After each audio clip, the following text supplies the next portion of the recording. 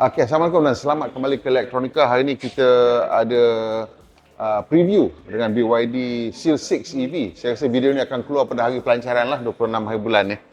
So, kereta ni ialah satu kereta segmen C yang memang dibawa khas oleh BYD untuk, dia kata, untuk increase the level of features that's available dalam segmen ni, dan antara ciri yang paling menarik kereta ni ialah ianya dibina sebagai a rear wheel drive platform. So you memang akan dapat rear wheel drive platform dan ada kebanyak kelebihan dari segi situ. Dia punya weight distribution pun telah berganjak ke belakang sikit, 48-52. So this should make it on that basis alone menjadikan ianya satu pilihan yang unik. Sebab dalam kelas ni kalau nak dapat rear wheel drive, you have to choose Germans lah, ataupun you at least to have buy a Lexus if you're buying from the Japanese. What's interesting is that BYD has decided to bring this cars in very light, very soft colours. Maybe to, I don't know kenapa, but it's an interesting option. So tak ada aggressive blacks and it's just this silver, blue and white lah. So interesting colour choices. And kalau you tengok dia punya reka bentuk pun is much more family friendly punya design, nothing too aggressive. Even the bumper lines are not featuring anything like aggressive side ducting or anything. Ada ducting kat sini dan there is active shutter, but it looks very subtle. I quite like it. And this lightings design pun very simple, and the typical BYD punya grey bar ni memang ada. Some will like it, some will say that it's a little bit too, I suppose, too subtle. So as you can see, kereta ni is a fastback styling, and it has a very long wheelbase. Wheelbase ni sangat panjang dan very short front and rear overhang. Which should give you some interesting punya driving dynamics lah. The turn-in should be a little bit faster, but the long wheelbase will somehow give it additional stability. But in terms of dia punya chassis, the new design incorporates a new McPherson strut punya design kat depan with double ball joints.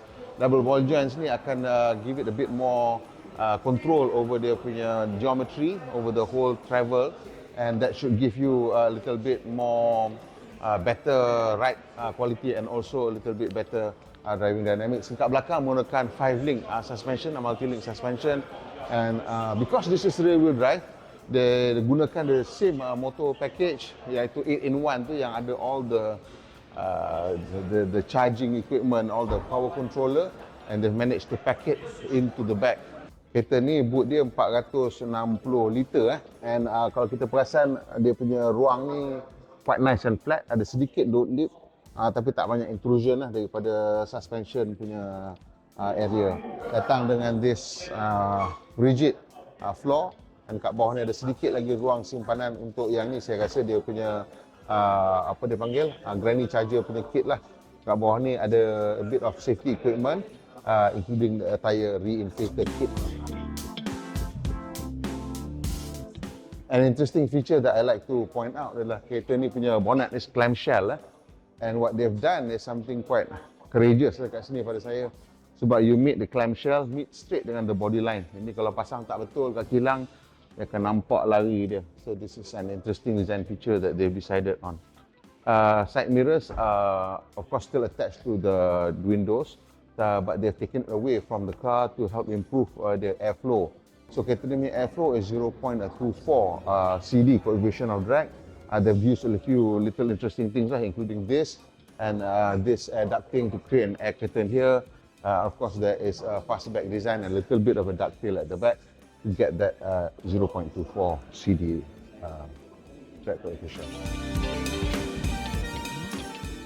Dua-dua kereta yang kita ada hari ni adalah variant premium, so dia datang dengan panoramic sunroof, bukan panoramic roof, sunroof ni dia boleh buka lah. This is pretty big lah untuk panoramic sunroof on fastback design. Let's go inside the cabin and look at apa ada dekat bahagian depan ni. Jadi sebab dia ada rear wheel drive, kat belakang, kat depan ni tak ada banyak sangat mechanical components, so dia boleh letak 65 liter front trunk which is quite deep. And boleh masuk sampai you punya carry on luggage lah. Saya rasa yang 20 inci tu lepas lagi. So that makes it very useful. Of course ni this is the brake fluid, this is windshield washer, coolant, and my guess this is battery. Bukan battery, this is the fuse box kat sini.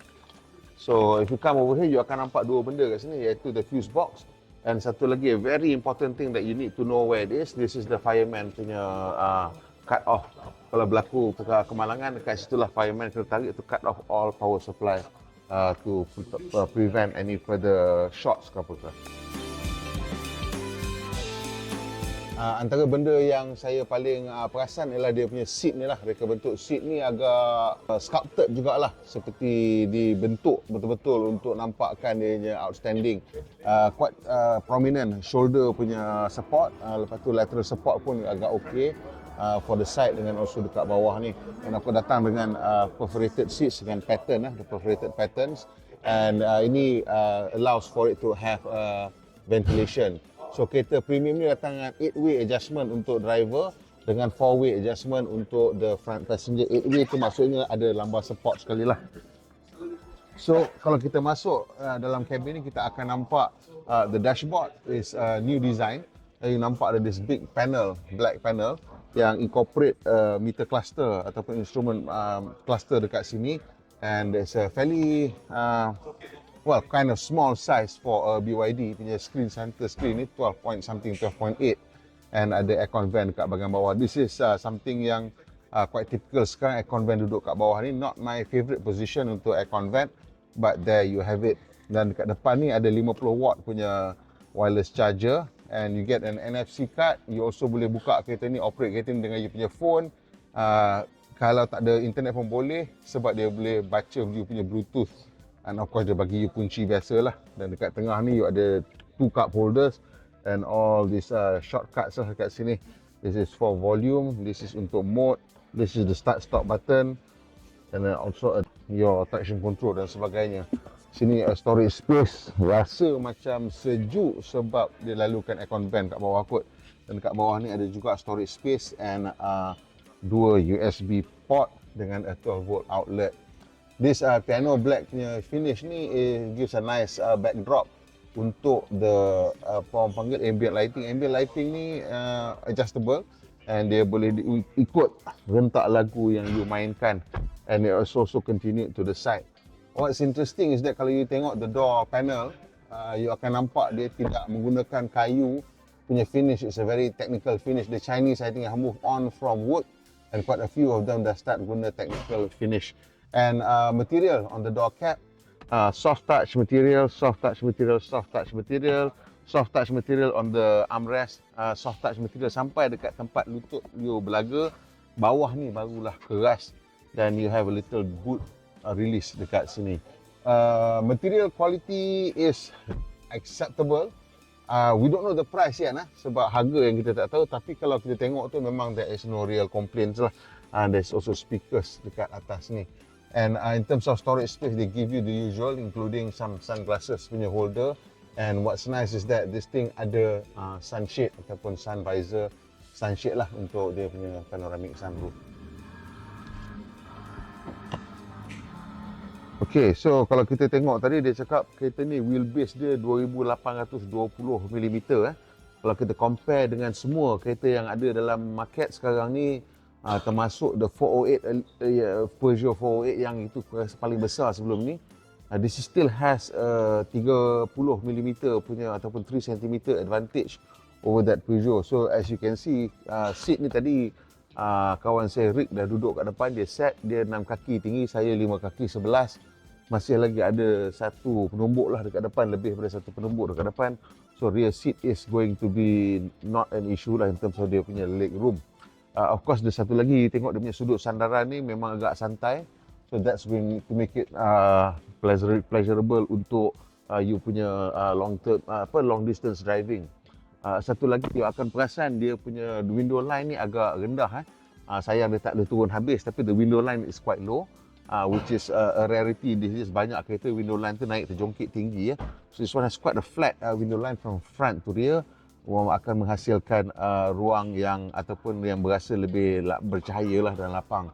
And also despite dia punya fastback punya line, saya masih lagi ada satu tangan di atas kepala saya, and that is quite impressive feature of the car. And sorry kereta ni dah ada child lock setting kat belakang. The only thing is kat sini yang akan nampak ialah dia punya lantai ni sedikit tinggi berbanding dengan kereta biasa, but not really an issue sebab dia dah bagi very long wheelbase.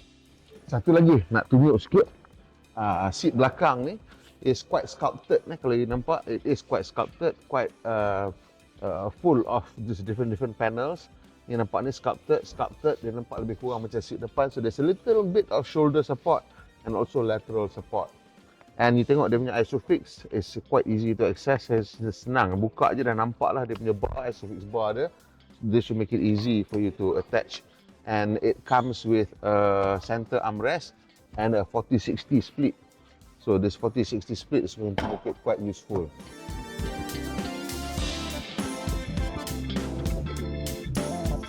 Kalau you tengok the overall design of this car, you akan perasan kereta ni tinggi sikit lah. Kalau kita bandingkan dengan the typical ICE car, this is unavoidable sebab ada bateri dekat bawah. It's probably about that thick. Yang ni walaupun despite menggunakan cell to body punya design, it will still require slightly taller roofline. But as a result, you do get decent headroom, macam you tengok tadi. And this is why they have to use things like the fastback design just to give it good aero, because electric cars, suka tak suka, is very susceptible to bad aero.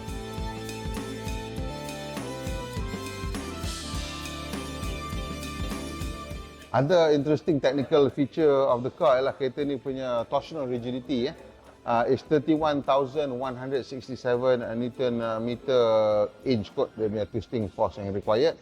And it comes with a motor that can spin up to 16,000 RPM.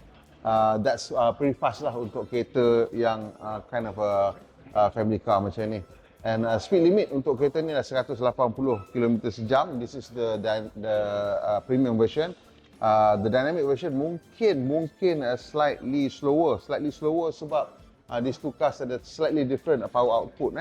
Untuk yang dynamic ni datang dengan 90 kW punya power output, whereas this one premium dah 160 kW. The dynamic 220 Nm, yang ini 330 Nm worth of torque.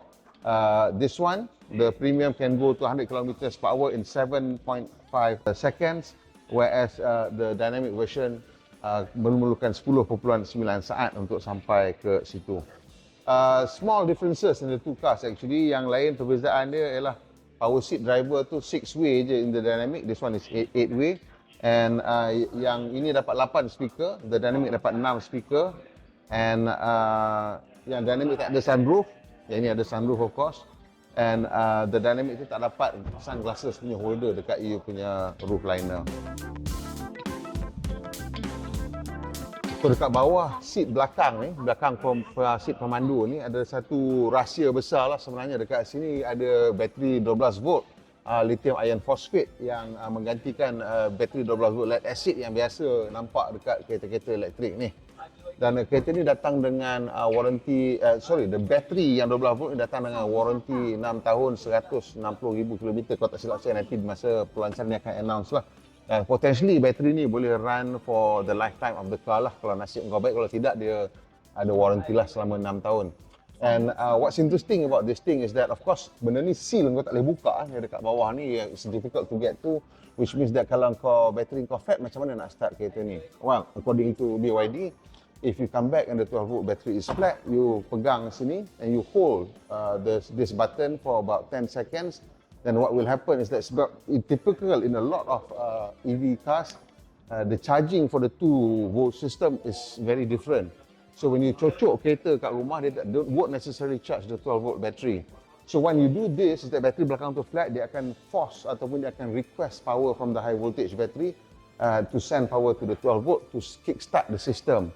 Once the system is kick started, dia dah hidup, then you boleh ambil your normal charger, plug it in and then charge the car normally, and from there dia akan draw power to restore the system. This is something yang agak critical juga untuk kereta elektrik, sebab ramai orang juga yang mengalami keadaan di mana dia tinggal kereta in term long term storage, and bila bateri 12 volt mati, dia tak boleh start kereta dia, and they be scratching their head, bateri besar tu hidup, kenapa kereta tak boleh restart? So that is a way to sort it out with this.